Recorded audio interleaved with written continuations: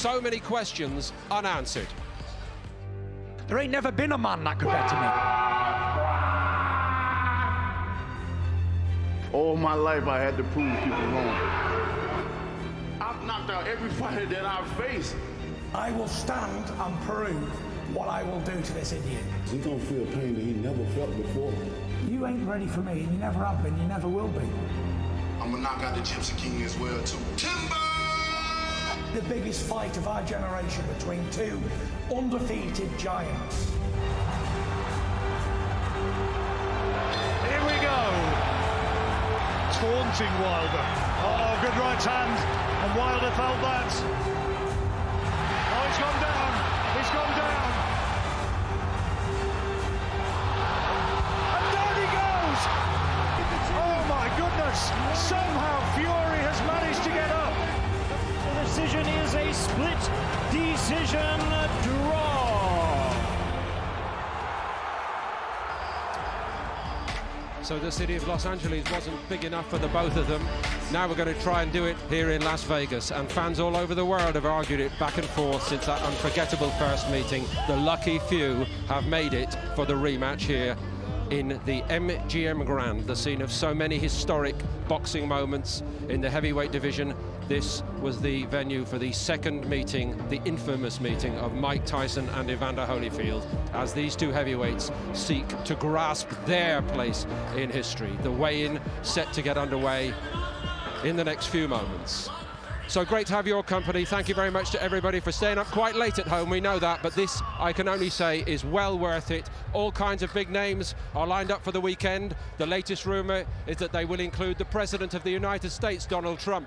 But joining myself and Richie to start it all off, we've got a couple of former great British heavyweight champions. Our own David Haye, joined today by the one and only, the immortal Lennox Lewis, the Lion on BT Sport. And it completes the job in Las Vegas for this wonderful heavyweight, in the eyes of many, the best ever, or very close to it, because Thomas and Mack, Mandalay Bay, Hilton, you played them all, but you never played here until today. You never fought here, did you? Yes.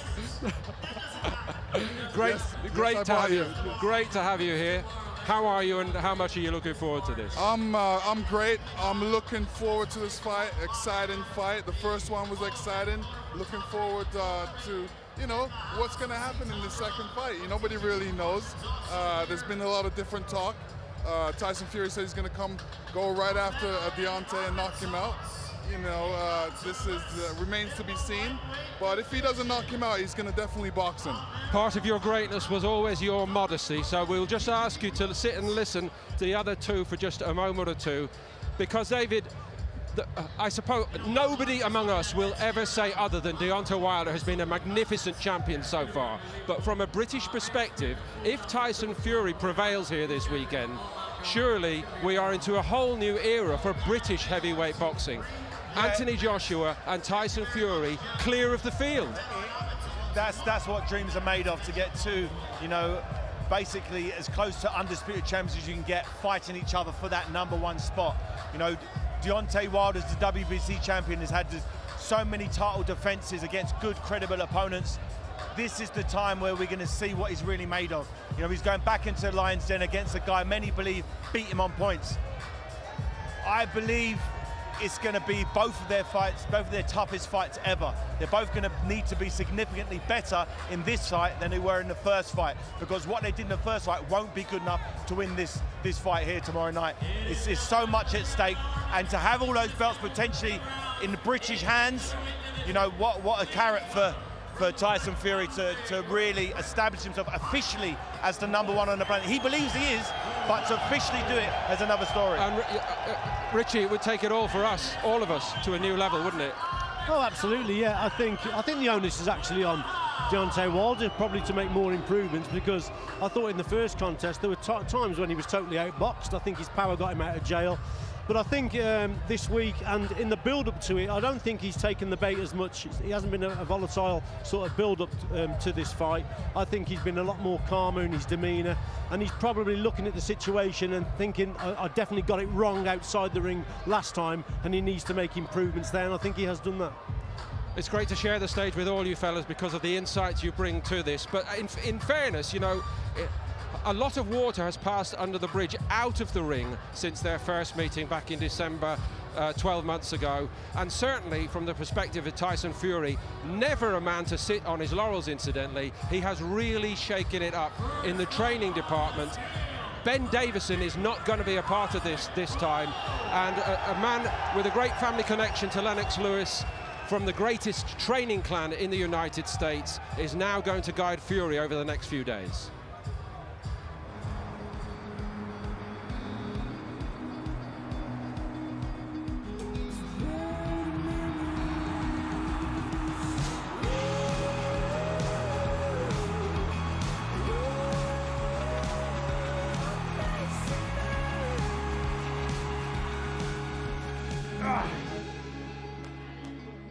You never stop learning as a person in life. Once you think you know it all is the time you're about to fail.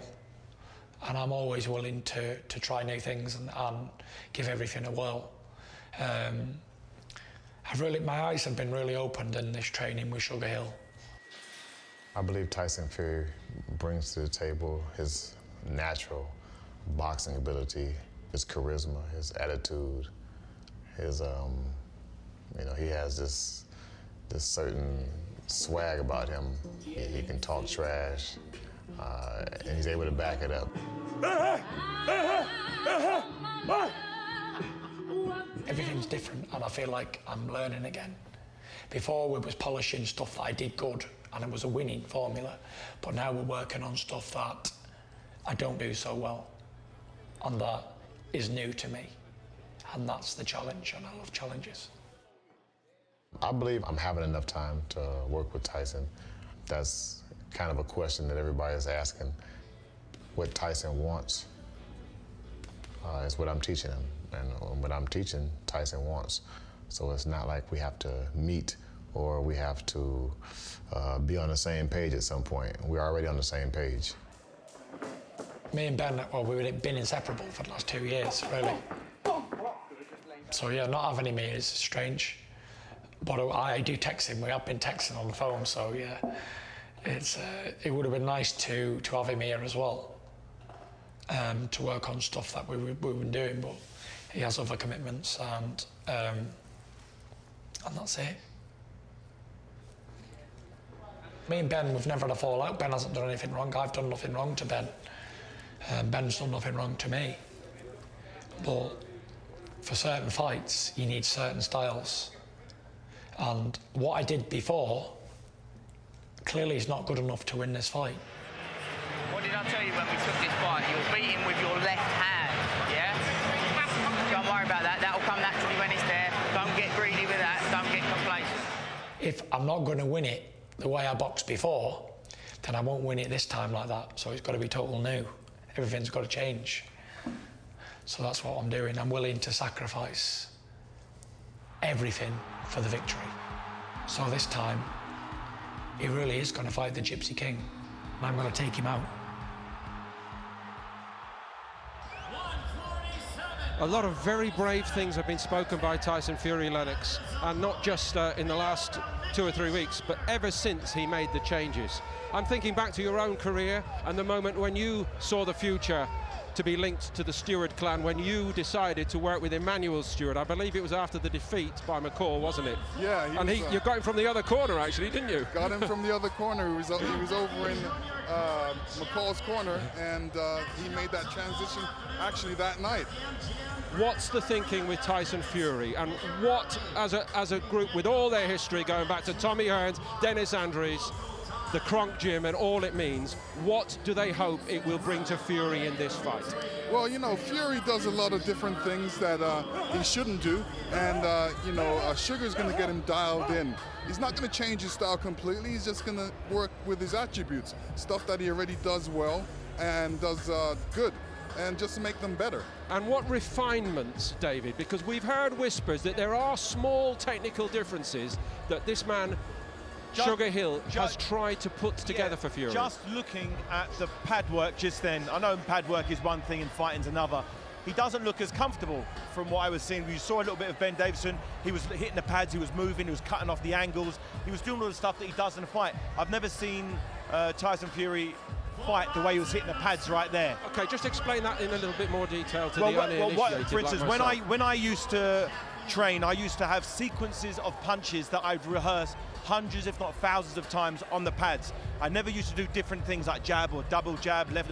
It was like a sequence of 4 or 5 different movements, whether they punch and slips, rolls, and I'd do it so many times it would become ingrained in my style. So in a fight, without thinking, you'd throw out a combination, you'd slip, throw a hook, and you'd do what you've been practicing. What I saw then with Sugar Hill, it was just hitting double jabs, right? It was just doing sort of basic drills, when that isn't really what I'd consider good preparation in terms of getting fight ready with certain combinations that should be drilled into your psyche, really. Does it lead us to believe, Richie, forgive me, Lennox, that actually Fury is going to go about it differently this time? Well, the question mark's there whether he will go about it differently. I would say that from the first performance, it was an almost punch-perfect performance up until the last round. He's won the fight, basically, and many people thought he'd won it anyway. You know, he gets the draw. Like I say, it was the power that got Wilder out of jail. I was very, very surprised with the trainer switch, because I thought Ben Davison had done a good job. I don't think he got the tactics spot on, so I wouldn't have changed. Why change a winning bet? I know he hasn't won in terms of he got the draw, but he almost did it, didn't he? So tactically, they got it spot on. The changes, I'm not so sure about. What does he bring to the table? Obviously, a wealth of experience from his father, or sorry, his uncle, or whatever. So, yeah, I mean, they're known for it, aren't they, stewards? They know their boxing, they're in the boxing business. But this time, I have to say, I was very surprised. And if it would have been me, I wouldn't have changed Ben Davison. I thought he was a good coach, to be honest. Unshakable belief running right through the Fury clan for this fight. Our own Steve Bunce is backstage now to talk to the little fella. Tommy, another fighter on the way. Yeah, I'm backstage in my special little position with Tommy Fury. Tommy, you're back in Las Vegas watching the big lad. You've been with him this week. What sort of state of mind is he in, do you think? Just super cool, super calm, super relaxed, you know, as always, but there's a different form of energy around him this time. He just knows what he has to do, and he's so focused. When you say a different form of energy, I know what you mean, but try and explain to the people watching what you mean. I just think this time round, he's really going to put the record straight. You know, I've never seen him this is the best shape I've ever seen him in. Mentally, physically, everything. And I really believe Saturday night, Wilder does not have a clue what's coming to him. Because he's still laughing, he's still being Tyson Fury, but there's a steeliness, a focus. Is that a fair comment, Tom? 100%, you can see it in his eyes. At a press conference, any media event, if you look into his eyes, you can tell he's not interested in any media, he's interested in Saturday night. Now, the interesting thing is, when you landed, if you'd have gone there and you'd have seen the Tyson from the Vallin fight, the Tyson from the Schwartz fight, tell the truth, would you have been a bit concerned? Are you happy you've seen this new edge to him? Oh, for sure. I mean, Tyson, you know, the only person I've said from day one, the only time Tyson will lose is from himself. If he's not complacent enough, the only person that'll beat him is himself. You know, there's not a man alive to beat him. Not a man alive to beat him. Tommy, you know what? It's a delight talking to you. Tommy Fury, backstage in my pit. More from Steve as we go today. This is how to order it. Wilder versus Fury 2 on BT Sport Box Office. For BT TV customers, please go to channel 494 and follow the instructions. For Sky customers, if you haven't ordered an event from BT Sport Box Office before, register and pay online at www.bt.com/sportboxoffice. For those Sky customers who have purchased a BT Sport Box Office event before now, please go to Sky Box Office. For Virgin customers, go to the on-demand section and choose live events. And if you want to watch with Talk online or via the app, visit www.bt.com/sportboxoffice and follow the instructions. Our invitation to you is to stay with us here for the weigh-in on the eve of the big heavyweight showdown at the MGM Grand, and the story continues in a moment.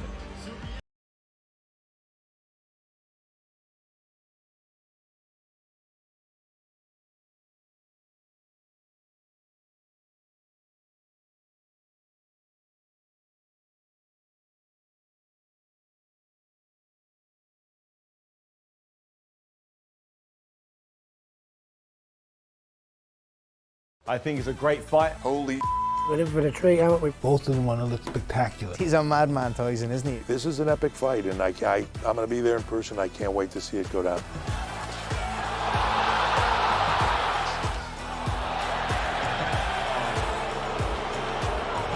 think Tyson, the best heavyweight in the division. And I think Wilder's the second best heavyweight in the division. If it's at half of the fight it was last time, from a value and a spectator point of view, we're in for a treat, aren't we? But I thought he won the last one, and I think he'll win this one, yeah. It's not easy to hit Tyson Fury. As big as he is, it's very difficult to hit. He's very elusive. It's going to be a really interesting fight because both guys have something to prove. And I just wish the best for Tyson Fury. I'm always a Tyson fan. I don't think people have mentioned the horrendous cut that Tyson Fury received in his last fight. I believe that will be opened up. Then once he's lost one eye, Tyson Fury's view and perspective will be lost, and he'll end up, unfortunately, walking onto one of the biggest shots in boxing history, as Wilder is that guy, unfortunately. He's got a good, tough fight. Deontay's a powerful guy, but I think if he keeps his mind strong, keeps his playfulness in there, keeps his sharpness and his elusiveness, I think he can do the job. I think he'll knock him out. I think Tyson will stop him.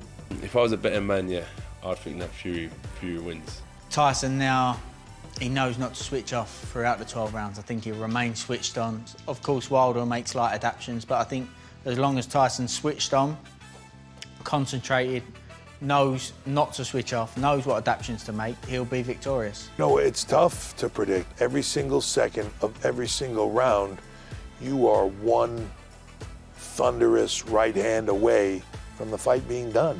Tyson Fury can't drop his guard for a second, because if Deontay Wilder gets the right hand in there, it can change everything.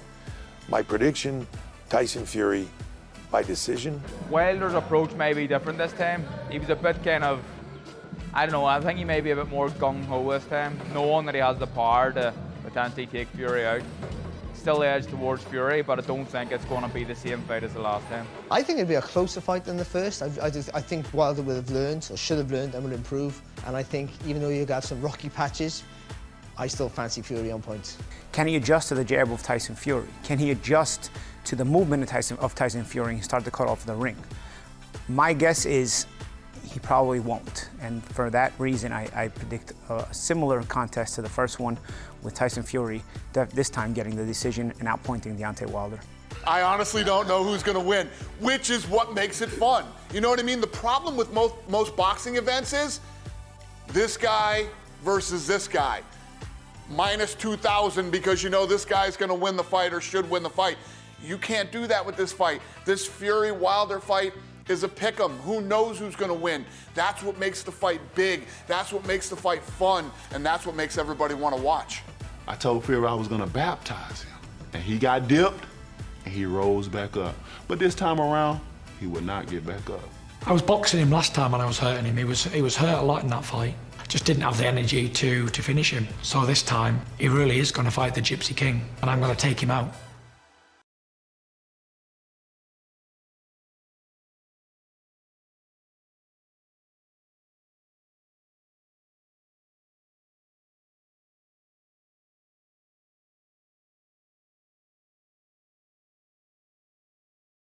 For the British and Commonwealth Super Bantamweight titles, following that majority draw at the same venue back in September.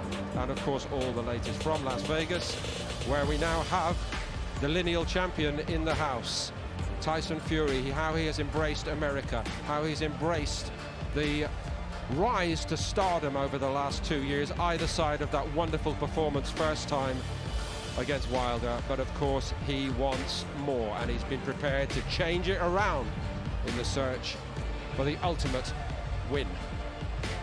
So they headline, of course, on an action-packed bill here at the MGM Grand.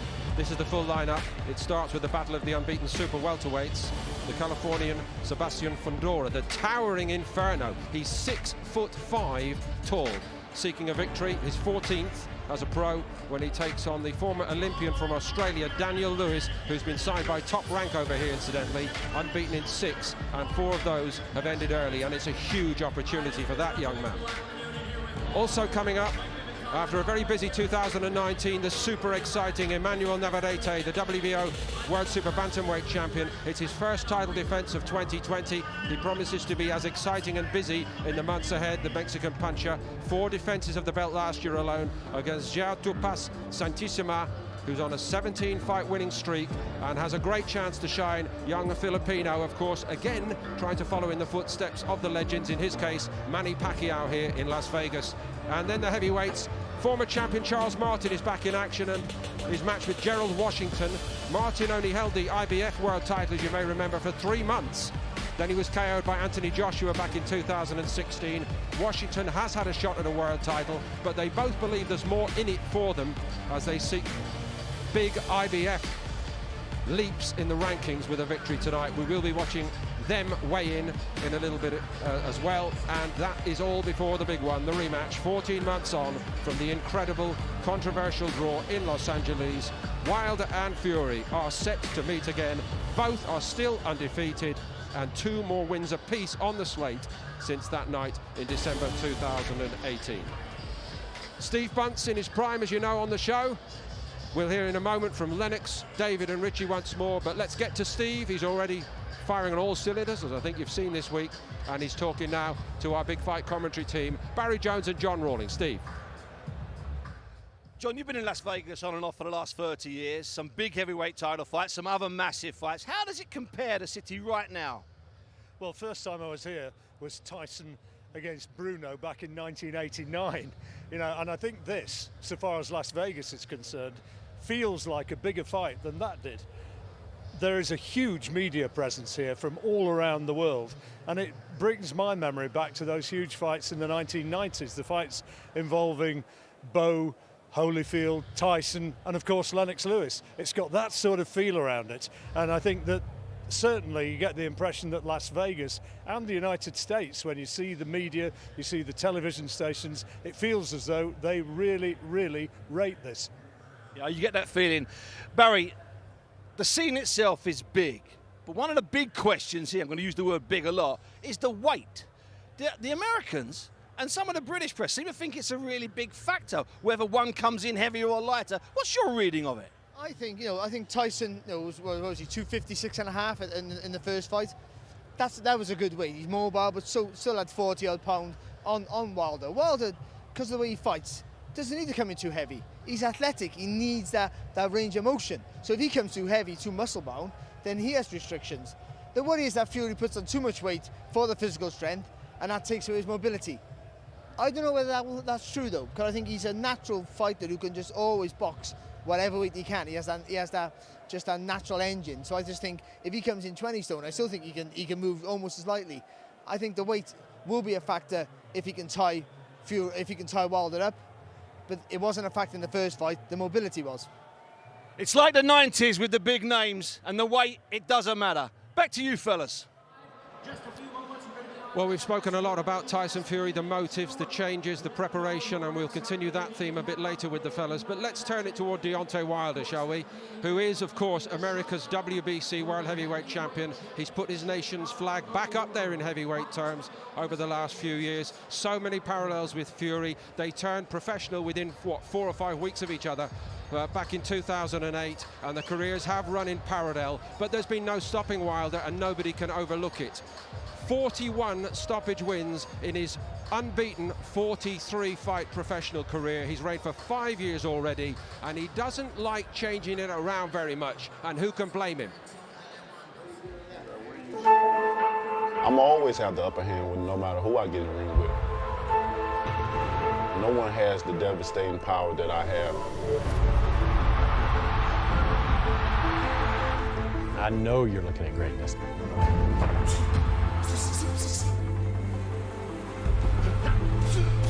It makes me one of the most dangerous fighters in the division, period.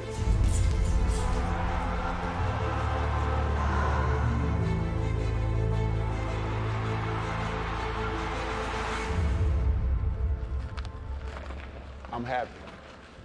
Happy as I've ever been in my life. You never know what to expect with Fury. One thing for sure that it's hard to believe is talking about knocking me out in 2 rounds and being the aggressor. So I really can't see that at this point in time, but who knows? He get in the ring, he may feel lucky, he may feel some type of confidence and to actually do what he said that he was gonna do, but it's gonna be very dangerous for him. Decision is a split decision draw. I thought we had the fight won. I really did. I thought that Deontay was the aggressor. He threw a lot more punches. I thought they landed about the same number of punches. Deontay landed the harder shots and scored 2 knockdowns. So, given all that, I thought we had the fight. As a fighter, what I need to do to improve is just continue working on the same things, making that perfect. The jab, the right hand, the left hook, the movements, you know, the eye coordination, the timing. For those people that think I'm a one-trick pony, you know, I'll invite them into the ring and let me perform my one trick for you. WBC bell and going nowhere. The great thing is that people now realize that Deontay Wilder is fighting the best out there. Whatever the biggest fights are, that's what Deontay wants. My prediction for the fight is going to be a knockout. Like all the other, you know, fights, it's going to be a knockout. I told Fury a long time ago, I said, I'm going to make you go timber. Accomplished, check. I told Fury I was going to baptize him. Accomplished, check. And if you ever know anything about a baptism, I've been to a baptism, you know that you get dipped in the water and you rise back up. And he got dipped and he rose back up. But this time around, he would not get back up.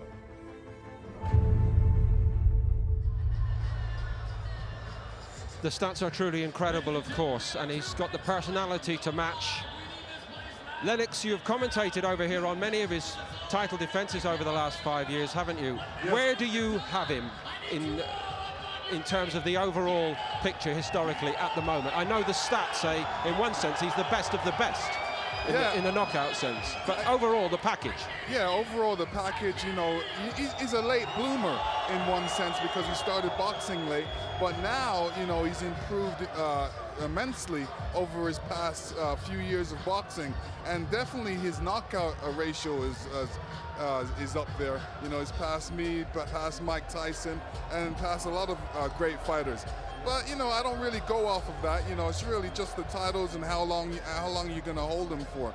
And he's coming in here on the 2 fights where he's not disposed of his opponents. The Dominic Brazil one was a great right hand, which Dominic Brazil held up his chin for. And the last fight, those 2 fights were really good fights for him. So coming into the Fury fight, he's had 2 great fights.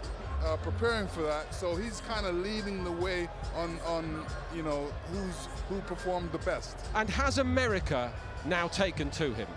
Yeah, they have. At one time, you know, I remember I was speaking with him and he was saying, you know, he hates the fact that everybody doesn't know who the heavyweight champion of the world is. There's so many different divisions, and that's what he wants to do. He wants to bring all the belts to one guy himself. Hopefully, that's what he said, and become undisputed champion. David, does he get his fair credit? He will get his fair credit if he's to knock out Tyson Fury like he promised the first time. If he can do that, he'll get all the credit that he truly deserves. Up until this point, he said he was going to knock out Fury in the first fight. It didn't happen. He got a draw. I thought it was quite a lucky draw. I think he should have been happy with that draw, because if I was a judge, I would have had it scored maybe 1 round to Tyson Fury. It was a close fight, but a fight in which he didn't, I believe, show his full potential. You know, Tyson Fury showed his heart, he showed his determination, showed his boxing ability. Deontay Wilder only showed his punch power. He didn't show anything other than that. He didn't show patience, didn't show technique, didn't show anything. But this time he has his opportunity to show what he's really about. Do you believe he was injured in that first fight? I believe all fighters are injured going into a battle. The amount of tough sparring you do, no one gets in there 100%. I've never been in the ring 100%. There's always something niggling in the back, but that's for both fighters. I don't believe there's something that happened in training prior to the fight that affected it one way or another. I think both guys were in great shape first time. They fought for 12 rounds, hellacious pace, even in the last round, knockdowns. Fury got back to his feet. If Fury wasn't in perfect condition after that knockdown, the heavy knockdown in the 12th round, he wouldn't have been able to rally back and win the remainder of the round.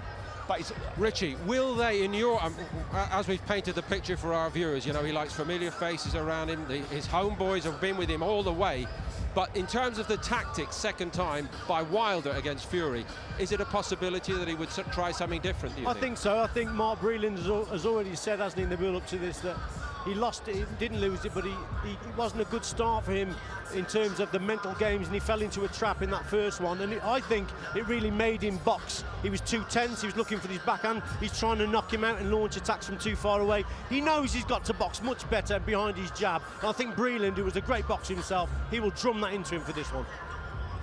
Okay, just a quick word from you, Lennox, before we take the break. The weigh-in is nearing.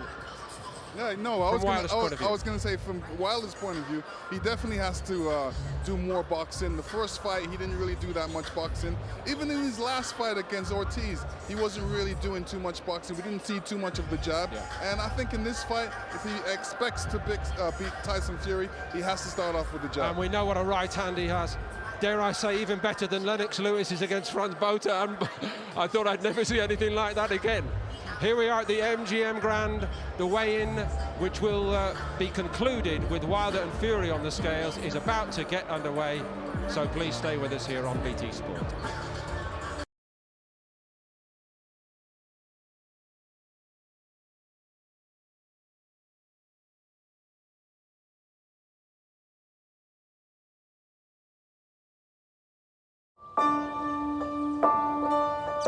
You've got to live like Fury. Born early, born tiny, born fighting. Weighing in at just a pound, they called him Tyson. From the start, he was a gypsy king who never stopped traveling. Always moving, always growing, always fighting. Tyson was named for a legend and knew he'd become one too. His first professional fight in 2008 ignited the journey to Klitschko in 2015. 20 domestic wins, one after the other. That's how the gypsy became king. But he didn't have the crown he really wanted, the crown destined to be his. So he set his sights on the Ukrainian master. No one believed Tyson had the fury to take those belts. But glory in Germany. Long live the new king, the Gypsy King. Yeah, Fury was dangerous, but winning is dangerous too. Glory can blind you. Tyson lost his way. Too many crossroads, too many easy choices. The booze, the drugs. He fell from grace, tumbled from glory. His crown taken away, and one day, he really lost his way. 190 on the motorway, make that choice, slam into darkness, choose death, stop the journey. Keep traveling. And suddenly, he saw a vision of his beautiful family, his fans, his talent. And he was born again. Are you ready for a war? Born big, born just in time, born to take on Deontay Wilder. He lost the pounds, cut the drugs and the booze and the loose talk. The Gypsy King was back. Fainting, weaving, dancing, mesmerising, heading for glory once again. Then, the right hand, left foot. Surely, Fury was gone.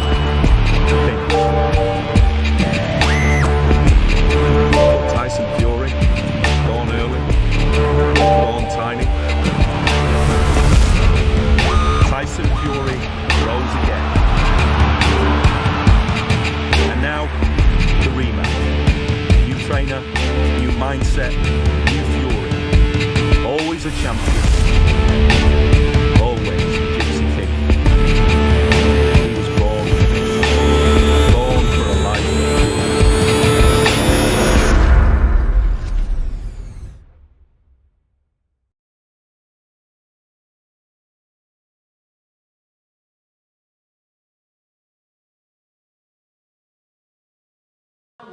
MGM Grand is all set. The one and only Jimmy Lennon is our master of ceremonies for this weigh-in, which will culminate with the meeting of Wilder and Fury at the scales. We're told there will not be a full face-off, incidentally, given the edge which has grown and grown between them.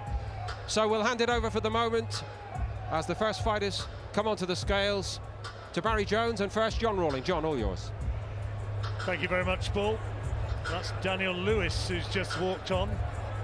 First to be weighed in as a super welterweight fight. Daniel Lewis from Sydney in Australia.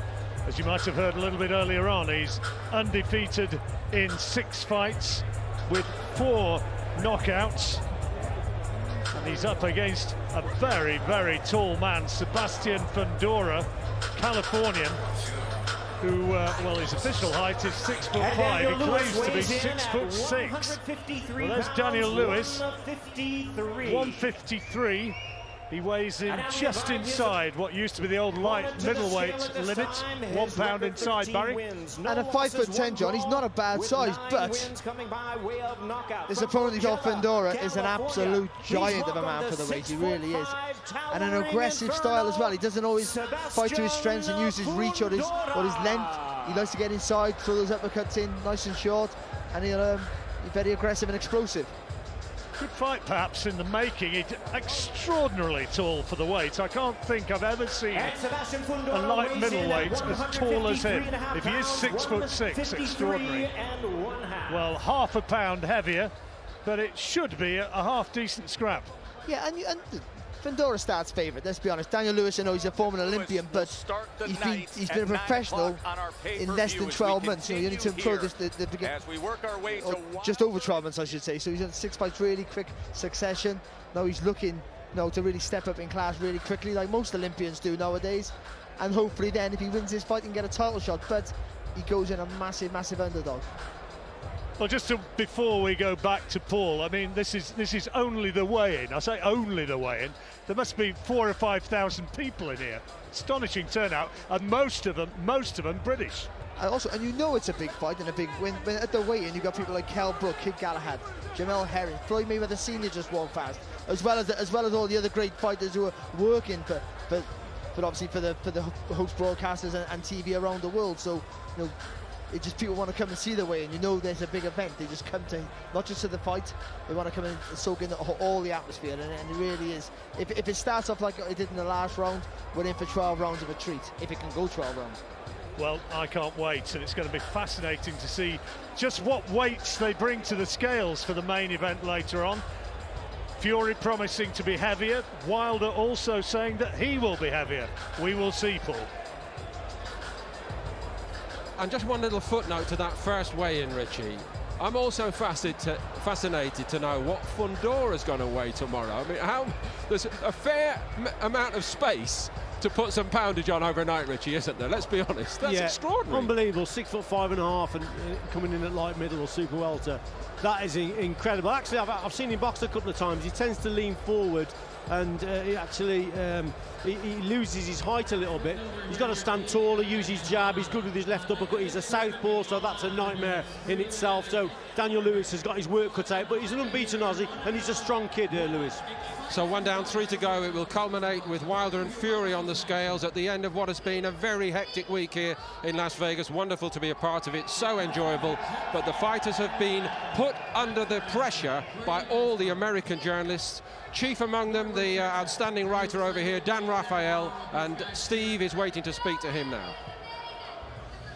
I'm joined now by one of the seasoned American writers, Dan Raphael.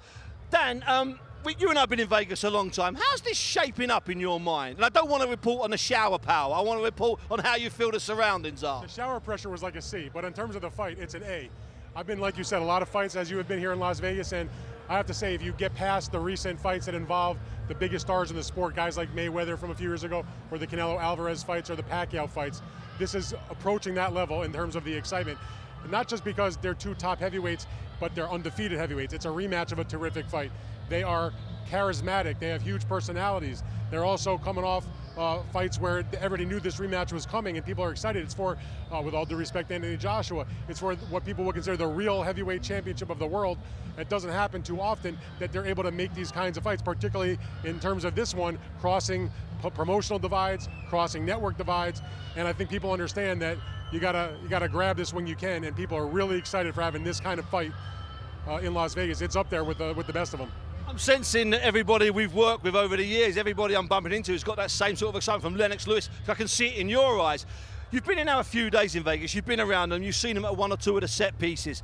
Have you seen anything that might alter the way you were reading the fight? Nothing whatsoever. I have a lot of respect for Tyson Fury, for his ability, everything he's overcome in recent years with his problems. He's a hell of a fighter. But I think that Deontay Wilder, 99 times out of 100, stops the guy in the 12th round that he didn't do it in the first fight. That was the one time he didn't keep the guy in the deck, and I think this time he keeps Tyson Fury on the mat. He's a massive puncher, and I'll paraphrase Deontay Wilder. He's only got to be perfect for 2 seconds. His opponent's got to be perfect for the whole fight. Dan Raphael summed it up. I wanted 90 seconds, he gave me 91. Back to you fellas. That's a pro, by the way. Nice one. These are the arch professionals, of course. So calm, so composed that in the case of the champion, it's time for a little mid-afternoon nap. And Tyson Fury might be about to follow him from the look of that. But they've been revved up all week, and they will be when it counts on Saturday night on BT Sport Box Office. Stay with us here, please, because they will be coming on the scales in not too many minutes from now.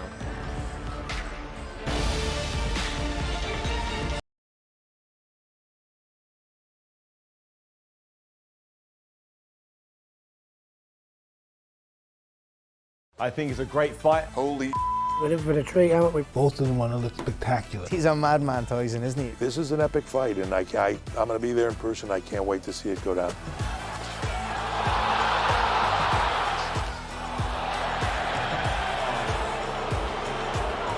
I think Tyson, the best heavyweight in the division, and I think Wilder's the second best heavyweight in the division. If it's at half of the fight it was last time, from a value, a spectator point of view, we're in for the treat, aren't we? But I thought he won the last one, and I think he'll win this one, yeah. It's not easy to hit Tyson Fury. As big as he is, it's very difficult to hit. He's very elusive. It's going to be a really interesting fight because both guys have something to prove. And I just wish the best for Tyson Fury. I'm always a Tyson fan. Now, I don't think people have mentioned the horrendous cut that Tyson Fury received in his last fight. I believe that will be opened up. Then once he's lost one eye, Tyson Fury's view and perspective will be lost, and he'll end up, unfortunately, walking onto one of the biggest shots in boxing history, as Wilder is that guy, unfortunately. He's got a good, tough fight. I mean, Deontay's a powerful guy, but if I think he keeps his mind strong, keeps his playfulness in there, keeps his sharpness and his elusiveness, I think he can do the job. I think he'll knock him out. I think Tyson will stop him. If I was a betting man, yeah, I'd think that Fury wins. Tyson now, he knows not to switch off throughout the 12 rounds. I think he'll remain switched on. Of course, Wilder makes slight adaptations, but I think as long as Tyson's switched on, concentrated, knows not to switch off, knows what adaptations to make, he'll be victorious. No, it's tough to predict. Every single second of every single round, you are one thunderous right hand away from the fight being done. Tyson Fury can't drop his guard for a second, because if Deontay Wilder gets the right hand in there, it can change everything. My prediction, Tyson Fury by decision. Wilder's approach may be different this time. He was a bit kind of, I don't know, I think he may be a bit more gung-ho this time, knowing that he has the power to potentially take Fury out. Still edge towards Fury, but I don't think it's going to be the same fight as the last time. I think it'll be a closer fight than the first. I think Wilder will have learned, or should have learned, and will improve. And I think even though you have some rocky patches, I still fancy Fury on points. Can he adjust to the jab of Tyson Fury? Can he adjust to the movement of Tyson Fury and start to cut off the ring? My guess is he probably won't. And for that reason, I predict a similar contest to the first one, with Tyson Fury this time getting the decision and outpointing Deontay Wilder. I honestly don't know who's going to win, which is what makes it fun. You know what I mean? The problem with most boxing events is this guy versus this guy. Minus 2,000 because you know this guy's going to win the fight or should win the fight. You can't do that with this fight. This Fury-Wilder fight is a pick'em. Who knows who's going to win? That's what makes the fight big. That's what makes the fight fun. And that's what makes everybody want to watch. I told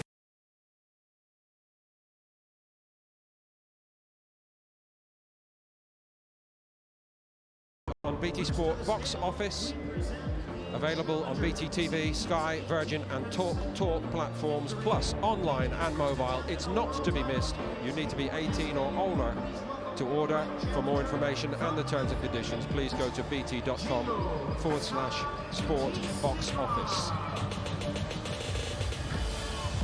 Let's hand you straight back to Barry and to John as the weigh-in continues. Thank you very much. We move on to our next fight here, which is for the WBO World Super Bantamweight title. And on the scales here, weighing in at 122 pounds, this is our fight between Emmanuel Navarrete and Gio Santissima. Outstanding record of 30 wins, only 1 defeat, 26 big wins. And now the champion being introduced. From Mexico City, he'll be making the 5th defense of his title. Here is the defending WBO Junior Featherweight Champion of the World, Emmanuel El Vaquero Navarrete. Navarrete is an exciting fighter, Barry. He's fantastic. He went into that first fight with Isaac Dogby as a massive underdog. Right on the limit as well there, Navarrete. But he went in as a massive underdog, and he was just fantastic. And in the return as well, you thought Dogby maybe got it wrong. And again, Navarrete comes on top and gets a stoppage in the last round. So he's on a real roll right now. And he's up against a guy here in Santissima who's, to be honest, a good fighter, aggressive, but maybe too basic for Navarrete, and you will expect another really stand-up performance here from the Mexican. Well, you'd certainly expect it to look good in his 5th defence of that Super Bantamweight title, both of them inside the limit. Santissima, there he is. He's fighting for the first time outside the Philippines, so he's amassed this terrific record, but he's under different pressure here. It's kind of what they say, it's a different gravy, isn't it? And when you watch him, his style, he's just a little bit upright and a little bit, there's the lack of lateral movement. Of someone like Navarrete, who's strong with every shot, uses the jab well. He's a big guy for the weight. You need to have a little bit more to get him, more lateral movement, more moving around the target. And I just feel that unless he carries a real dig, which Navarrete hasn't shown any frailties in there, he's going to be for a real nice hard work. But it's his world title shot. You can't deny him that, and he'll come out and give his best, I'm sure. Well, they are face to face, all smiles and courtesy at the moment. No big bravado right now, but it could turn out to be rather different tomorrow night, Paul. It could turn out that those two fellas are good enough and exciting enough to steal the thunder from Tyson Fury and Deontay Wilder. Both have the ability and both know what an unbelievable opportunity it is to put their name up in lights here in Las Vegas. Certainly something to savour in the undercard on BT Sport box office tomorrow night. Let's turn our attention back to the top of the bill, shall we? We know what Tyson Fury's got in mind. We know how Tyson Fury has sold himself across the United States in recent times. Any number of interviews conducted by both of these two fighters, but Steve, of course, got some special access this week. Tyson, in the first fight, at the end of the 8th round, Shelley Finkel goes to Deontay Wilder's corner and he gives him a serious talking to. Then he comes out in the 9th round and has his best round. The man wasn't happy going into the 9th round. It's a good. I hope he doesn't come out and give him the same stern talking to early on in this fight. Then let's hope he doesn't. Can you remember? I know it's all a haze and it was a while ago, but can you remember actually getting up specifically at the start of the 9th round when he didn't look very happy in the 8th? Can you remember that? I don't really remember it. No, to be fair, I don't remember much from the 9th round. So you have to watch it to remind yourself. Not really. I vaguely remember how the fight went. It was practically me boxing and dancing round and him trying to look for the big right hand and missing, and he was getting more comfortable with missing. He'd throw more shots, I'd just swing out the way at him. I looked so comfortable just getting out of the way. And I almost took it for granted where he couldn't hit me. It took him to get to round 9 before he landed a meaningful shot on me. Half-decent shot, yeah. Yeah, and it was actually a shot right there. Right above me it was. Right behind the ear it was. Yeah. Back of the head, just there. And back of the head shots, for 1, are illegal, and for 2, scramble your brain. Yeah. So yeah, ended up waking up on the floor, which was handy. You talked there about making him miss and being in control, but looking back on it, if there's any criticism of you in that fight, it's that you weren't more forceful. Was that, when did you think I could have been more forceful? Or were you thinking it during the fight? No, I look back in the video on, I probably should have knocked him out in round 10. After round 9, he exploited a lot of energy trying to get me out of there and he was unsuccessful. Around 10 I come out and was landing some good shots and him turned the screw in round 10.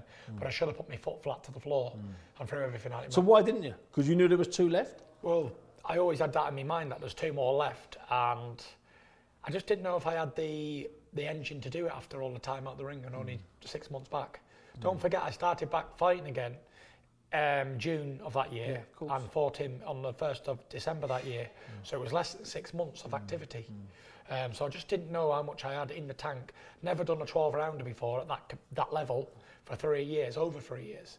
And I didn't know what to expect. So I got to be boxing and I thought it's quite easy anyway. I was outboxing him 10, 11 and then 12 come out. Wanted to put on a bit of a show and ended up getting clipped in round 12 as well. Clipped is an understatement. It's nice that you call it clipped. I mean, people still marvel at that, the resurrection round.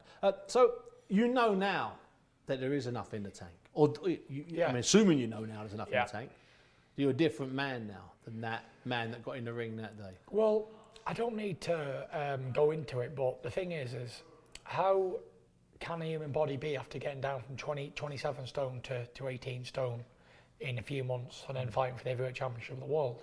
Let's not forget, 6 months before the Wilder fight, I was fat as a pig, looking like I was never going to ever box again. No one ever thought I'd return. And then all of a sudden, a few months later, I'm back in the ring fighting for the heavyweight championship of the world against arguably one of the fiercest punchers in the history of boxing. So how good could I have been on the night?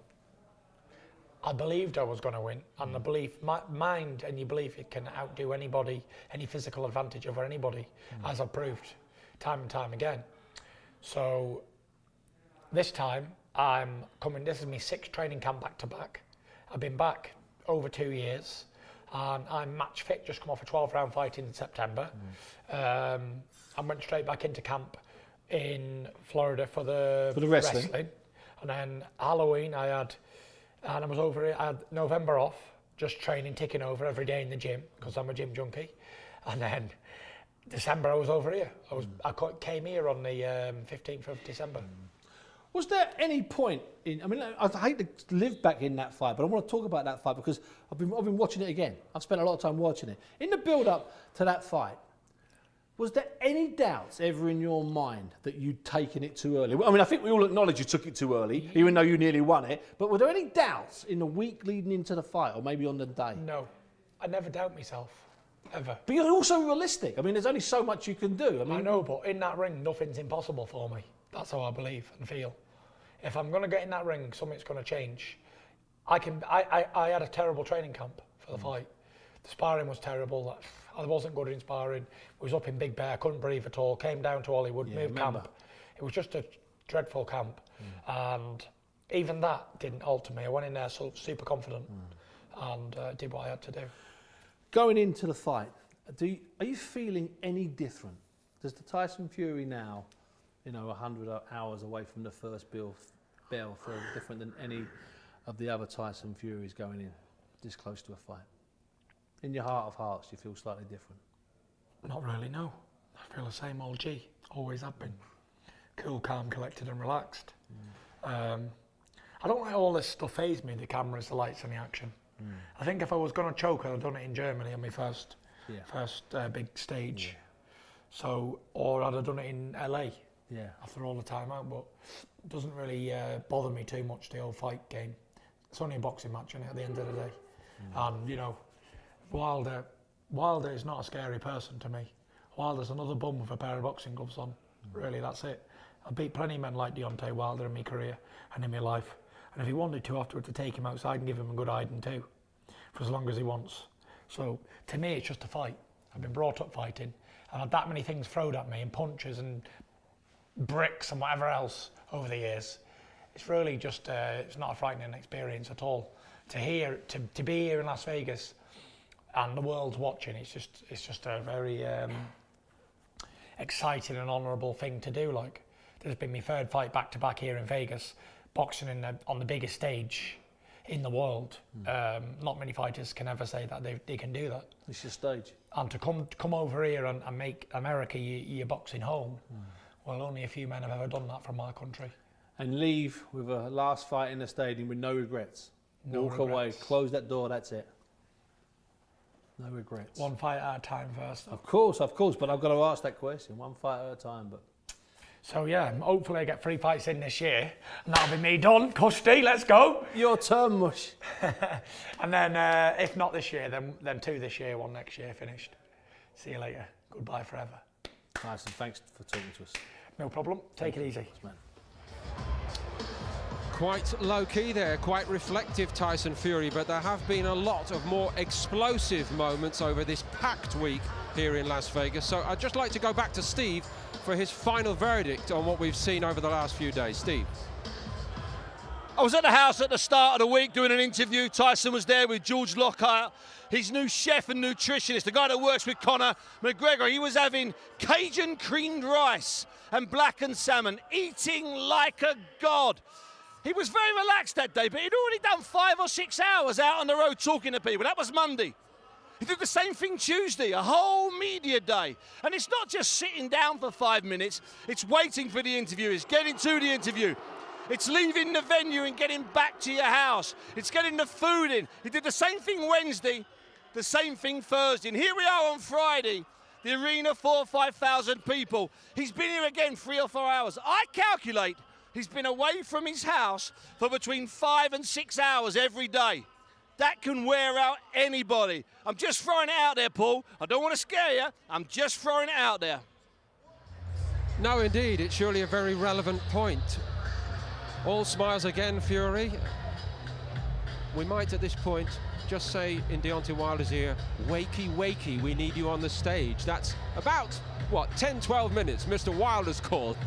But he's taking all the rest he can, and he's been as busy as Tyson Fury, of course, in that sense, all week. And it's quite exhausting following them, to be quite honest, not actually being the person giving out all these interviews and all the publicity attendant on an event of this magnitude. But Lennox, I want to turn it back to you and your great career.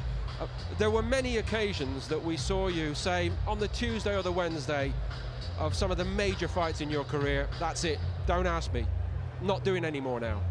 Yeah, I mean, you know, doing a lot of press before a fight can get really weary, get really tired. I mean, you know, press is always asking you the same question. It may be from a different country, but it's the same question. And eventually you get tired of it. You look at Tyson Fury, you look at De Wilder, they know each other so well now because they see each other all the time. And it's like, you know, they're almost like family. They know each other well. And they don't even need to fight before a fight or even show any animosity because it's all going to be ended in the fight. It's all going to be answered in the fight. But it's different personalities as well, isn't it? Because, you know, you were a very diffident, retiring sort of human being, and I knew you from the time you turned professional.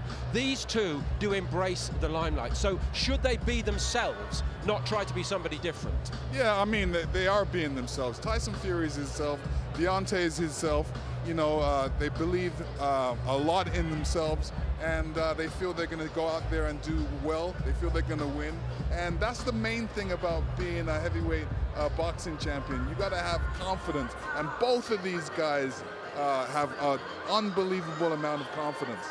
David, is it also a case for these fellas? And as the ex-WBA heavyweight champion of the world, you probably experienced it yourself. You have to play the part for the public. Yeah, the public have come here to this venue already a day before. They've paid for their flights, they've paid for their tickets. They want a bit of a show. Even on the scales today, they're not going to get on and walk off. They're going to hype it up. They're going to front up to each other. They're going to G up the crowd. They know everyone's here. They want any bit of information they can get from looking at the competitors on the scales. They want to see what shape you're in. They want to see what energy you're bringing. They don't want to see anything but 100% positivity. Not a lot of energy just at the moment, David, is there? At the moment, they're half asleep because they know they've got to get up on stage and perform. At the moment, they're in chill zone at the moment. And just on that, is it a case actually that what they're doing right now is they're following their normal daily routine? They're doing because they normally do rest during the day. They're doing exactly what they need to do now. As Bunsey said, they spent hours every day doing media engagements, interviews, sit-down talks. when they got a bit of quiet time like they've got now, they know they've got to get up on stage in a few minutes, but they just take it nice and easy. Wilder's got his girl there. Tyson Fury's just chilling, relaxing with his brothers. This is what they need. They need the quiet before the storm. They're going to get out on stage, and it's going to the butterflies are going to start going, and they're going to know this is the last time I'm face to face with the guy who's going to try and take my head off in 24 hours. Richie, how important is it to have the people you trust the most around you? Well, it's very important, but I think they're both in an environment which they're quite comfortable in. And to be honest, this fight has probably been, in terms of the media and the press, it's been sold in the first fight. That they haven't had to do as much groundwork, if you like, for this fight as they did in the first fight. I think it's been sold anyway. But yeah, at the moment, yeah, it's important they got people around them. They trust plenty of people they can talk to. But they look, you know, they look totally comfortable. I mean, look at Deontay Wilder. Is he asleep? Wake him up. So yeah, they look comfortable. They've seen it all before. They're ready. I know Wilder is the home fighter technically, and as I mentioned at the top of the show, this is actually where his reign as a world champion began, at the MGM Grand. But from Fury's point of view, he has made this a home from home. He doesn't just drop in 4 or 5 weeks before the fight. Well, is that good? I think it is good. His last couple of fights have been here as well in Las Vegas, so he's used to the surroundings. Didn't look brilliant in his last fight, and he'll admit that himself. But neither did Deontay Wilder against Ortiz. He's knocked him out, but before that, he's probably losing the fight. They were boxing against two southpaws, which is interesting. They probably both struggled a little bit. And obviously with Tyson, because he got cut early, 3rd round, then it totally changes the complexion of the fight. And for the first time, I thought in that fight against Wallin, he probably didn't lose it mentally, but he was put under more strain mentally because he was getting frustrated. Dirty tactics from Wallin with his hand on the cut, trying to make it worse. The referee didn't help matters, and we've seen a part of Tyson that we hadn't really seen before. He lost sort of his rag during the fight, and that affected the way he boxed. And David, just lastly for the moment, please, to you, and to pick up on Richie's point there about the cut, which in one sense is the elephant in the room. Now, everybody that we know around Tyson Fury says, best surgeon's job ever, not a problem. It's been really tested in sparring, but it's never the same as fight night, is it? It's never the same. When you take off the head guard, when you put on the 10-ounce gloves, you know, a bit of tender skin over your eye, you know, a cut that hasn't 100% healed will be opened up with one jab. All it takes is one jab from Deontay Wilder to clearly open that eye, open the 2 cuts. He had 2 cuts over his eye, one on the eyebrow and one on his eyelid. 2 horrendous cuts. You cannot afford to have one eye against Deontay Wilder, who throws such wide angles, big looping hooks, uppercuts. You need a peripheral vision that is unimpaired, and we really need to hope that cut stays closed. We cannot have that opening up for Tyson Fury. Indeed, and it is also an open question whether it might be some rough stuff from Wilder. We'll come back to that in just a moment or two. More from Lennox, David and Richie. Well, they're taking their repose just at this moment, of course, the 2 big heavyweights at the top of the bill here, but probably they'll be back to their firing best when we return.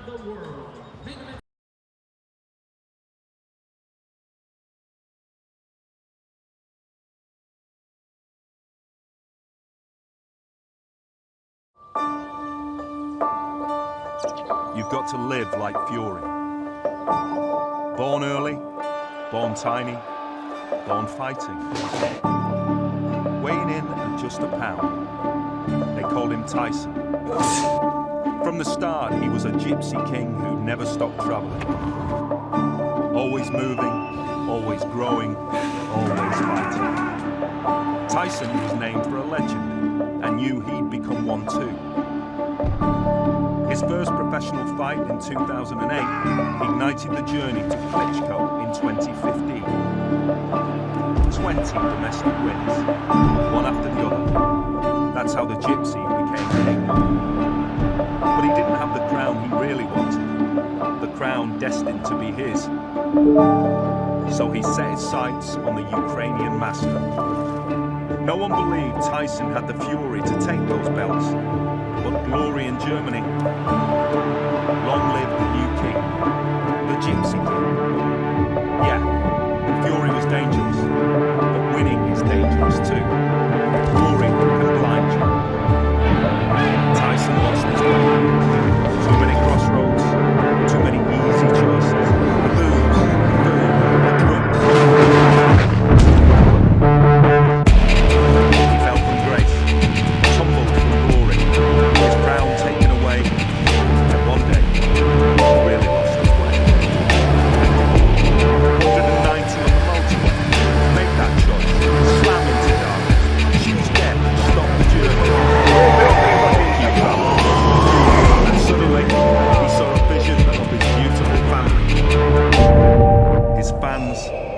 talent.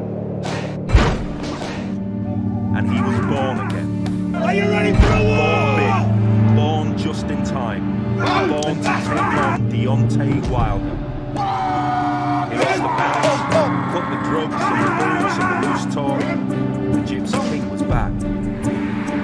Fainting, weaving, dancing, mesmerising, heading for glory once again. Then, right hand, left foot in. Surely Fury was gone. But Tyson Fury, born early, born tiny. Tyson Fury rose again.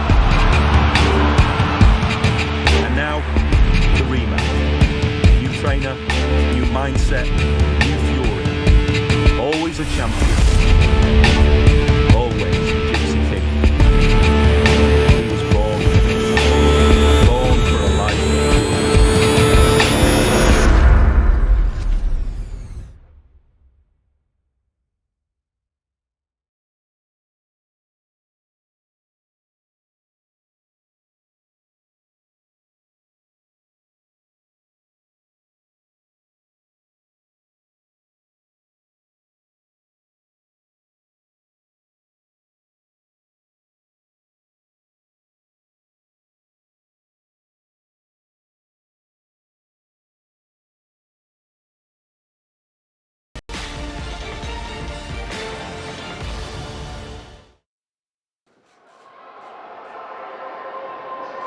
To seek and destroy type of fighter. And he's coming with hooks, uppercuts, he's coming with everything.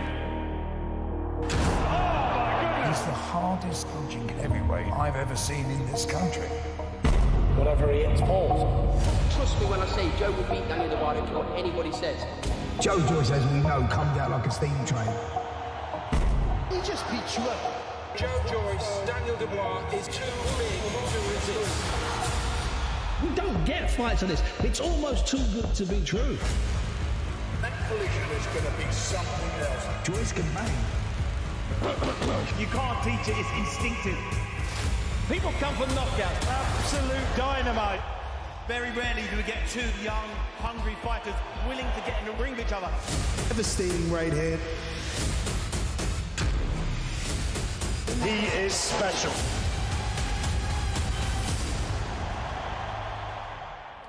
An all-British heavyweight blockbuster looms on Saturday the 11th of April, live from the O2 Arena. It's Daniel Dubois against Joe Joyce, the European title now also on the line, as well as the Commonwealth and British crowns. And now here, time for the heavyweights. And this is the IBF heavyweight title eliminator fight. Charles Martin, who briefly held the title before losing to Anthony Joshua. He steps up first and looks in decent shape on the scales there. And next up now, Gerald Washington. That was in fact Gerald Washington we just saw. Here is Charles Martin.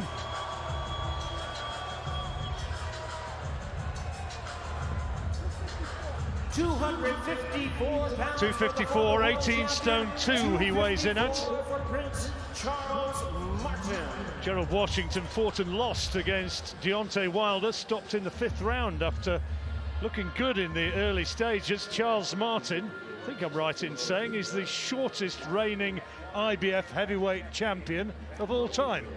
And let's not forget, he won it by, not by default, but it was obviously his opponent, had a bad knee, didn't he? He fell over at the time, and it was a real strange ending. But he still won the title, and he obviously cashed out there with the Anthony Joshua defense. But he's a decent enough fight, and I think this would be actually a fun fight because you got.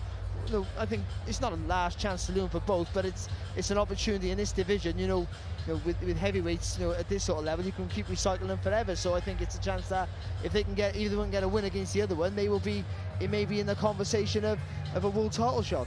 Well, there are the two lads. See Charles Martin looking a little bit generously proportioned around an ample waistline, And on the right-hand side, Gerald Washington looking in better shape and physically certainly looking the stronger. But I guess Martin, perhaps with the greater experience. Just about, I think, John. I think it's a hard fight. You would fancy, for me, maybe Charles Martin, just got the southpaw stance. He can box quite well when he's motivated, but I think that's the biggest issue for him. If he goes into the fight thinking about his future rather than just thinking about the quick payday, and I think that'll be an important factor. Well, that's our principal support, and now the stage will clear because it is going to be the big man next up. And our information is that there will not be a face-off at the end of the weigh-in between Tyson Fury and Deontay Wilder because of all the sparks that have flown at their recent previous meetings. So they want to avoid any last-minute hitches of that kind. And as we have been saying, they've done all the hard selling before now. Let's rejoin Steve Bunce because Steve is talking to one of the men who have helped put this all together, Frank Warren. We're getting closer and closer to the big lads getting on the scales. Frank, a lot's been made about the weight, the issue of weight. Is it an issue for you, or is that just, red herring? Load of rubbish. As long as he doesn't come in, our man comes in really heavy. I think Wilder will come in lighter because he'll have to go for speed. I mean, he relies on his big punch. And I think Tyson, he can easily carry another stone. You remember last time he fought this guy, he was carrying a lot of flesh. He lost, 10 stone in weight in a very short space of time.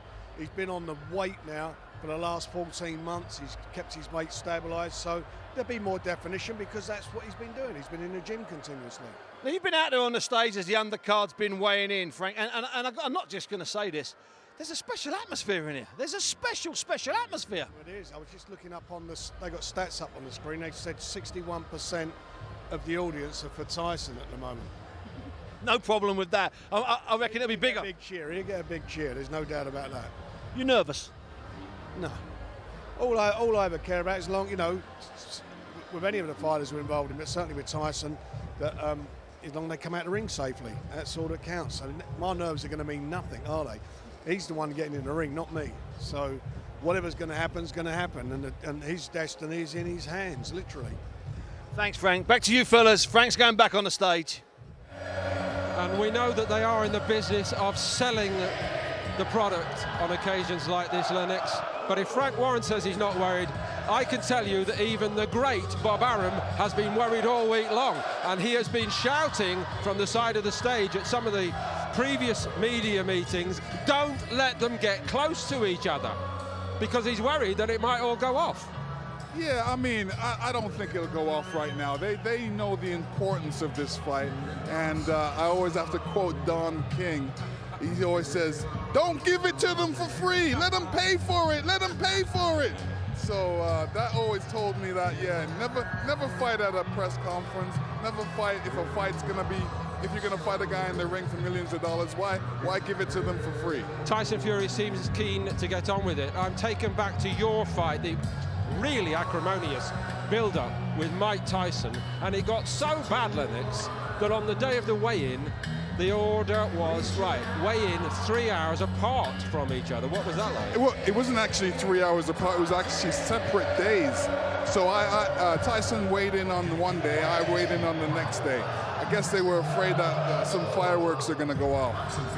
David, we're always told by all you guys who do this extraordinary thing for a living and all the sacrifices that you make for so long that when it's weigh-in time, it's like, right, now I'm starting to get paid.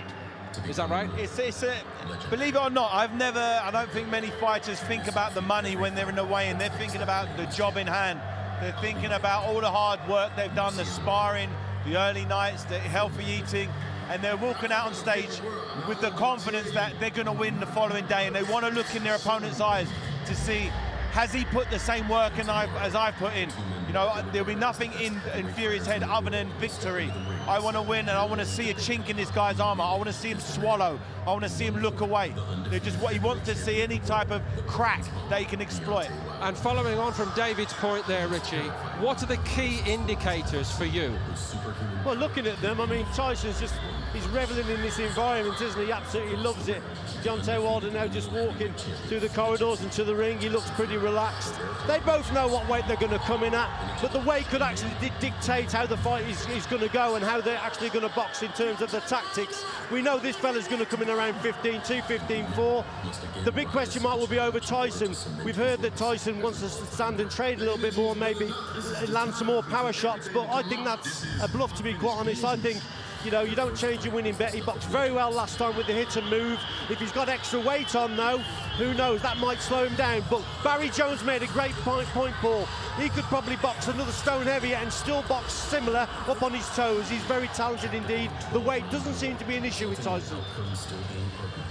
Just before we hand it back to Barry and John, a final thought from you, David, having been there so often. And of course, you know, once you had to make weight and then you became a heavyweight and you didn't have to make weight. Exactly, but unfortunately for the heavyweights, they don't have to diet. So when you see the other guys on the scales all shredded, it's because they've been like watered, they're basically dehydrated. But up here, you're seeing two guys who are fully hydrated, fully fit, fully ready, and they're ready to go now. The adrenaline will be pumping, they'll look in each other's eyes, and they'll want to go to war. That's why I believe they've stopped the face-to-face. They don't need it. They don't want it to boil over. They don't want these guys to get hands on each other. It got a bit handsy last time. Yes. They can't afford one clip in the eye. All it takes is one punch, someone's got a cut, and the fight's over. We cannot have that. Let's just give a last word to the chess master, the master of all the mind games over the years. Yeah, well, you know, both of them, you know, feed off the energy of the crowd. And I know Tyson Fury, when he hears the British crowd, he's going to play up to it. And he's going to love it. This is where he gets his energy from. This is where he feels good.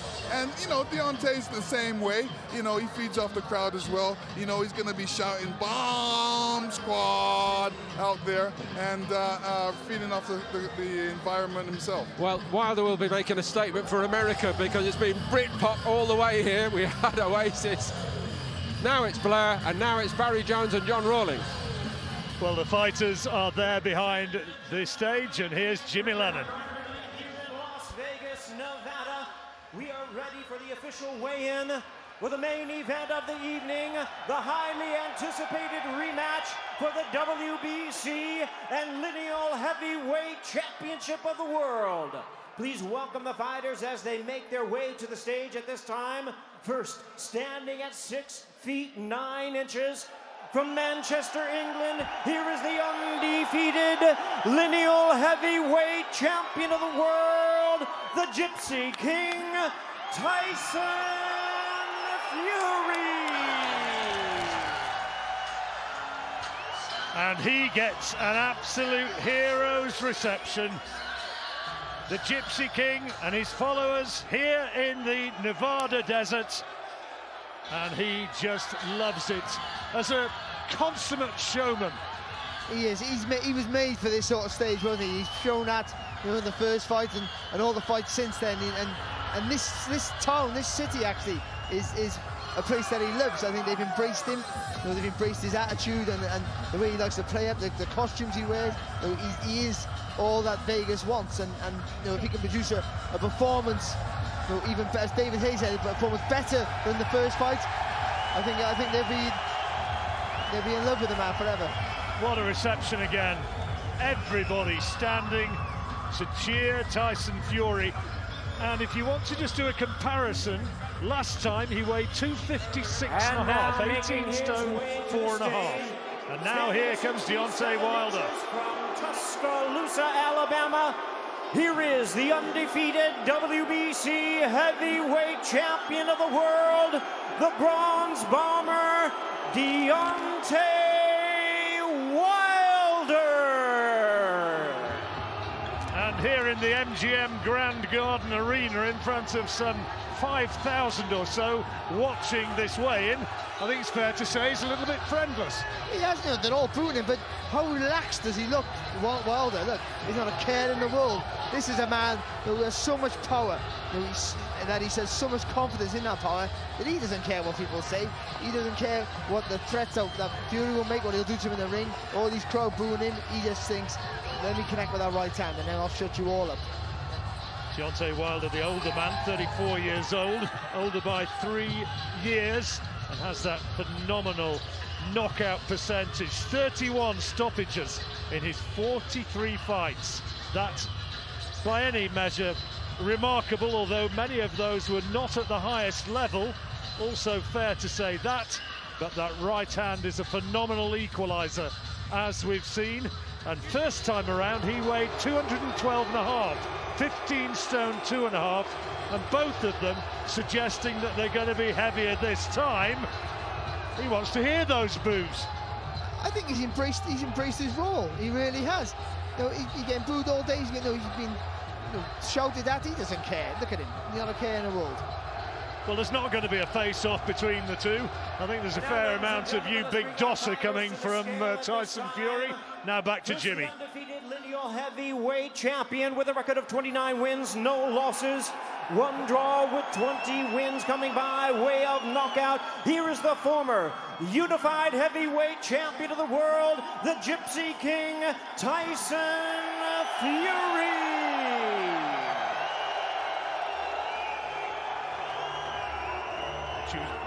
Choosing to keep his shirt on. 19 stone would be 266. And Tyson Fury weighs in at 273 pounds. Well. That is 19 stone 7. That is a big increase in weight. Big increase. And here, now stepping up, here's Wilder. With a record of 42 wins, no losses, one draw, 41 wins coming by way of knockout, making the 11th defense of his title. Here is the undefeated WBC heavyweight champion of the world, the Bronze Bomber, Deontay Wilder. 231 pounds for Deontay Wilder, 231. Also a big increase in weight for Deontay Wilder. 231 coming in at 16 stone 7. Well, they're going to step up and have their photographs, although they won't have a face-to-face. So Barry, while they just go through the pictures, they'll be kept apart. But what do you make of those weights of the two guys? Well, the weight of Fury would suggest what they've been saying all along, that he wants to be more aggressive, more weight behind that jab. And maybe the same for Wilder, because I think Lennox Lewis made a great point earlier, about the jab of Wilder being a very important weapon. He needs to use that, to set up the attacks, to push.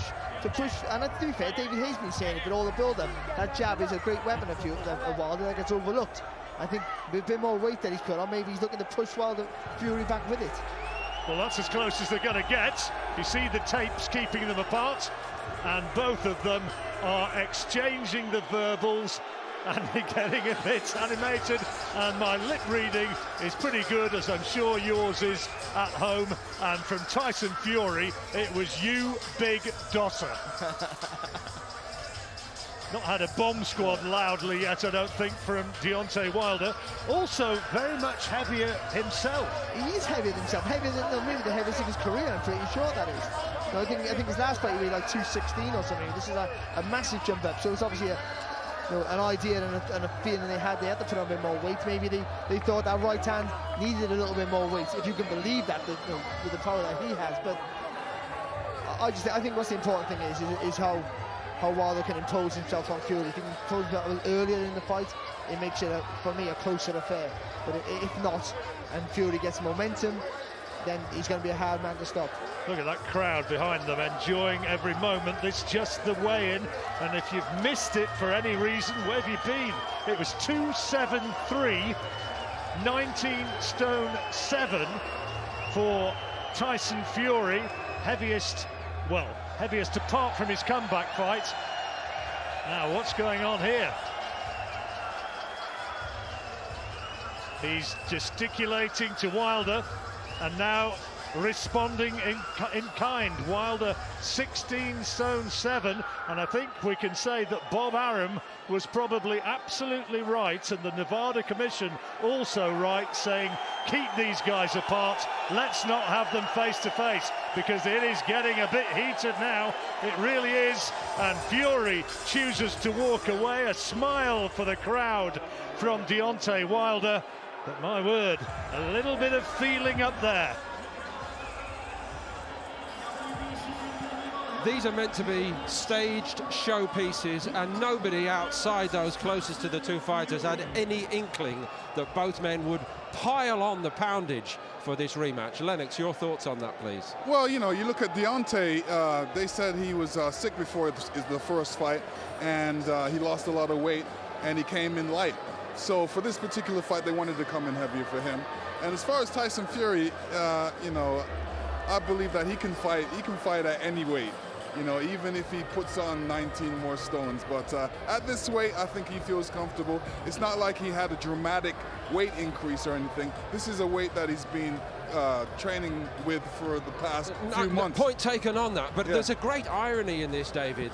You know, I think back to that hysterical night when he came back to professional boxing in Manchester. He's weighing pretty much what he's weighing for this fight. Yeah, but the body composition is completely different. If you used to see two bodies, the body that came back after the Klitschko sort of hiatus, when he just disappeared for a couple of years, his body shape was horrible then. Then when he's on stage, his arms, I've never seen his arms look so big. He looked very, very fit. He looked solid. He looked shoulder-wise, he looked fantastic. And Richie, right of screen, I mentioned the Safari comeback fight, 19 stone 10, his first day back in boxing. But Wilder and the fights since, look at the drop-off. The big surprise there is that it's definitely Wilder's weight compared to Fury. We've seen Fury at this weight before, and like David, he also weighed in with his trainers and a top. That's not going to make too much difference, but at the same time, 19 stone 7. We expected him to come around 18, 12, maybe into 19 stone, so it's not such of a big shock. But that's the shock for me, Deontay Wilder at 16 stone 7. I haven't seen him that heavy before. That's the shocker there. What do you think on that, David? I've never seen him so heavy before. You know, when he was 15, he was knocking people out concussively at around 15 stone. If he by putting on this additional muscle, which clearly he has, he's definitely not putting any fat on. I believe maybe he feels that'll give him a little bit more durability in the clinches. When it gets rough and tough, in close, like it did last time, he looked like he was coming off second best with the inside exchanges. An extra stone of muscle, I don't think will be a bad thing. We don't actually know for sure where the muscle is on Wilder for this fight, but you always told us, you know, a lot of it is about the legs and the backside in your conditioning. He's probably put it on his glutes and his quads for this fight. You know, around the arms, shoulders and chest, he looked the same. He's always very impressive, but he's always had quite skinny legs. Maybe he's put a stone onto the legs just to give him a little bit more sturdiness when he's under the big fire, under the big guns. 19 stone 5 is a mega mammoth of a man, 6'9". He needs the extra bit of weight to muscle and bustle inside when it gets rough and tough, because I think a lot of his energy in the first fight was sapped when he started clinching. Now he's probably done some clinch work. He's got accustomed to the bigger guys pulling and pushing, so he'll be able to maintain that knockout power the whole way through the fight. Yeah, he's obviously better equipped, isn't he, on the inside? If Tyson Fury is going to be leaning on a little bit more, he's got a little bit more weight to push him off, so he's better equipped in that department. But like I say, I've always thought of Deontay Wilder, a very fast puncher, real big knockout, and I'd have thought coming out around 15.5 stone may have been better. But listen, you know, they know best, and they think that going in at 16.7 is better equipped for the job against a much bigger man. Back to the master of the mind games. Is there also an element in all of this that they've tried to outthink the other guy? Yeah, I mean, everybody's going to come in with what they think they should do and what works for them. So we're just going to have to see if, you know, added weight works for both guys. I mean, you look at Deontay's frame. He can handle a couple more stone. But, you know, you're right. What is he best at? What weight is he best at? And that's what he should perform at. Let's get you down to Steve Bunt. Steve is waiting to speak to Tyson Fury, I believe. Happy with the weight, big lad, and more than that, happy with the crowd. Happy with the weight, even happier with the crowd. The crowd is 99% Tyson Fury fans. They've travelled, they put in the effort. Thank you to everybody who's turned up. I'm not going to disappoint. And he was a bit heavier as well. What's he trying to do? He's trying to put on a bit of beef. He needs more power. We all do, so it's going to be an early night for someone. So he thinks he can manhandle you? Yeah, listen, 230 to 273 is a lightweight. Tyson, that crowd, it wasn't just a big crowd, it was a crowd full of love. I mean, they've been here for 4 and 5 hours. Some of them have been queuing up for 7 hours. You know, the love I've been shown here, it takes me back to the Ricky Hatton days when he used to come over here and fight Pacquiao and Mayweather. I've been told there's more fans in here than ever before for a weight. They had to lock the doors. they had to lock the doors to keep the Tyson Fury fans out, you know. Big respect to everybody. I love you all, and we're going to go for a glory in the second round tomorrow. You're ready to fight right now, aren't you? I'm ready to go right now, right now. Enjoy your night. See you tomorrow night, big lad. Thank you very much. See you here tomorrow night. God See you bless. later, Tyson. See you later. Bye-bye. That's it. He's fired up. That's for sure. Thank you very much, Steve. There's a couple of bit of business before we close that we should update you on. The announcement of the referee, one of the best of the era, Kenny Bayliss this time round. Although many felt that Jack Reese did an unbelievable job in Los Angeles, I must add that. And certainly the three best judges that they could possibly have called upon, most experienced, Glenn Feldman, Dave Moretti and Steve Weisfeld, should they be needed, of course, this time round, following the controversy, that split draw in Los Angeles. And again, I'm thinking back to you and Eugenia Williams, who, you know, halted your career a little bit, let's be honest, when denying you, basically, victory over Evander Holyfield first time. Yeah, I mean, I was disappointed with that, the way how she judged that. But, you know, I brought my own judges the next time. And this is the point, because that's what Tyson Fury and his camp are telling us. That's Yes. how they're going to decide it this time. Yeah, I mean, I don't want it to... He's smart. He's smart. He doesn't want it to be in the hands of the judges. If he can end it himself, let him be his own judge. Lennox, in the time remaining, please also take us back to the tactical build-up for the second fight with Evander Holyfield. When you had fought one of the other greats, what did you have to think again about before going again? Well, you know, the fact that I beat Evander Holyfield the first time, it was really, you know, the same type of camp. And it wasn't the same type of camp for him because he didn't perform as well as he thought he was going to. You know, when he was singing in the ring, coming in the first fight, I was like, okay, big disrespect that. All right, he's going to get it. So he got it in the first fight. The second fight, he was well prepared for, and I basically did the same thing. And the judges really were upset at the first fight. If you don't mind me saying, go on. A lot of people thought Evander was better in the second fight than in the first fight. Oh, I agree.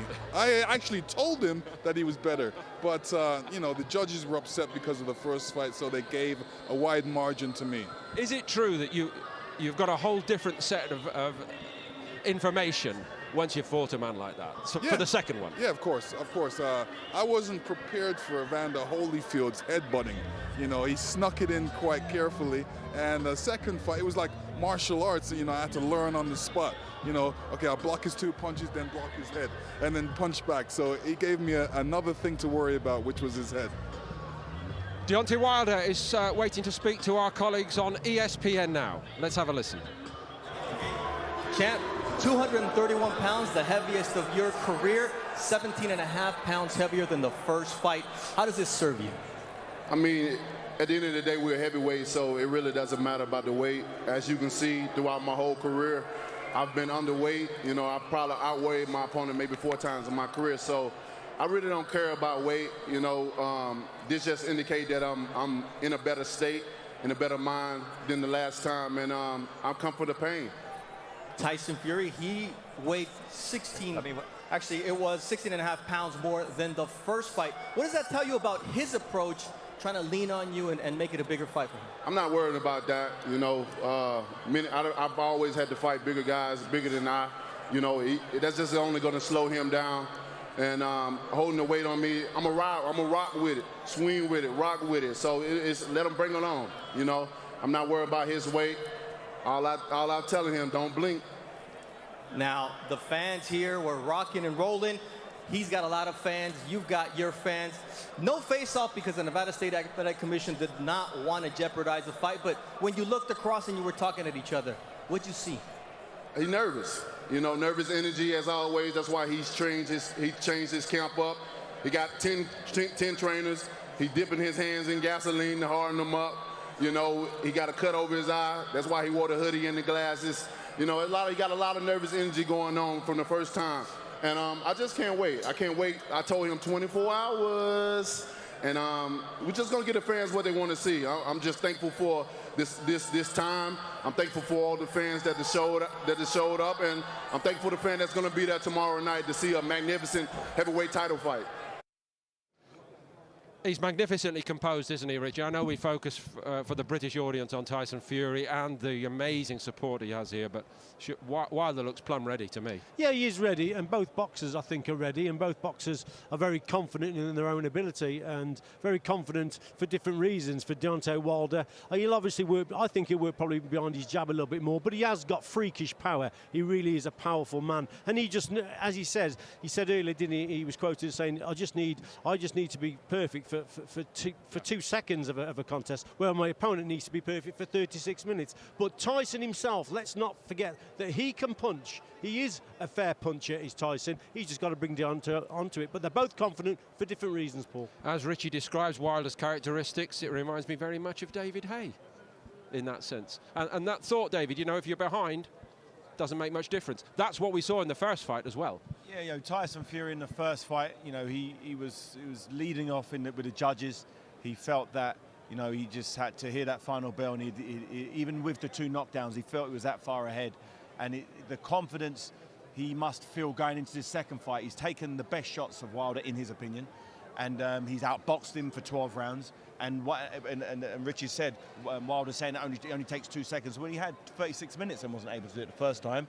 So I understand why Tyson Fury is so confident. And look at him, I'm not sure that he looks that nervous. I watched the interview there with Bunce, and he seemed on it. He's really seemed like there was no crack in him. He seemed like a man who truly in his soul believes he's going to win tomorrow. But just lastly, to clarify that what you've just told us there, Dave, you don't see what Wilder has told us this week. Look, I've stood over the man twice. Well, fair play to him, he got up, but he knows that it's coming his way tomorrow night. But he also knows Tyson Fury can get up. No one's done that to him before. That's a psychological advantage for Tyson Fury going into this fight. You know, Wilder didn't take what I believe was Fury's best shots in that fight. You know, Fury wasn't on the offense whatsoever. He was defensive. He was outboxing him, bamboozling him with his head movement, his distance, his rhythm. This time round, I just feel it's going to be a different fight altogether. Looking at how big and strong Tyson Fury was out there, and looking at even the size of Wilder, they're not looking at boxing. They're looking at going to war. They're looking at standing toe-to-toe. I really think Tyson Fury believes he can take his best shot, so he's going to walk him down. I've only just realised that from that last interview, that I think Tyson Fury is not all hype. He's going to actually go out there and try to impose his physical advantages, which is his size, his strength, and his heart. I'm excited. Yeah, I can tell that. Just save your fire a little bit, you two, for fight night, because, of course, David and Richie will be on our broadcast on BT Sport Box Office. We've so enjoyed having Lennox on the show once more here. Lennox, otherwise engaged tomorrow night, so it's on your doorstep now. Yes, it the is. Final prediction. Final prediction. Let me tell you, I'm looking forward to this fight. I believe that it's going to be a great fight. You know, it depends how Tyson Fury comes out in this first couple of rounds. Will, you know, tell everybody how the rest of the fight's going to be. But I know he's not going to disappoint. What he usually says is usually comes true. And, you know, he's going to be the master boxer out there. And obviously, Deontay is going to be trying to reach him with that right hand. Everybody's looking for that right hand. And, you know, David said, you know, he only needs that 2 seconds to throw that right hand. Sometimes, you know, when somebody's throwing that right hand, sometimes it never hits the mark. And this is what you have to be concerned about, because Tyson Fury is not an easy guy to hit. So although he got hit in the first fight, he made a mistake. I don't think he's going to make that mistake this fight. We've loved having you with us today. Thank you very much to Lennox. And as I mentioned, David and Richie will be with us on Saturday evening on BT Sport. It all gets underway from the York Hall Bethnal Green as Brad Foster and Lucian Reed meet again at the top of that bill. There'll be a lot of news and information coming your way from Las Vegas as well in the build-up to Wilder against Fury 2 on BT Sport Box Office. So one final reminder for BT TV customers, please go to channel 494, follow the instructions. For Sky customers, if you have not ordered an event from BT Sport Box Office before, register and pay online at www.bt.com/sport box office. For those Sky customers who have purchased a BT Sport Box Office event before now, please go to Sky Box Office. For Virgin customers, go to the on-demand section and choose live events. And if you want to watch with TalkTalk online or via our app, please visit www.bt.com youtube.com/sport box office and follow the instructions from there. The news from here, a bombshell at the scales, but we ain't seen nothing yet.